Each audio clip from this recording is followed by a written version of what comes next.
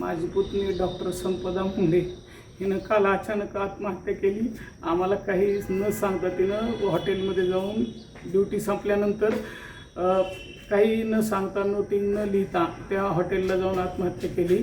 आणि तिनं मधून असं सांगायचे आम्हाला की मला पोस्टमार्टम करताना रिपोर्ट बदलून द्या वगैरे असा त्रास होतो अधिकाऱ्यांचा, आणि मला जर तसा त्रास झाला तर मी सुसाईड करीन असं ती सांगायची अधूनमधून आम्हाला.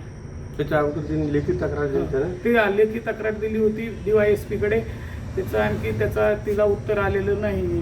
ती पोस्टमार्टम करत असताना म्हणजे तिला जो त्रास व्हायचा तो त्रास ते वेगवेगळ्या स्तरातून तिला त्रास व्हायचा आणि रिपोर्ट बदलून द्या असं सांगायचे सारखे. तिला ते सहन होत नव्हतं म्हणून तिनं सुसाईड करण्याची बाकीच्या लोकांबरोबर पण सांगत होती की मला असा त्रास व्हायला लागला तर सुसाईड करील. बाकी त्याच्यातलं पुढचं काही माहीत नाही.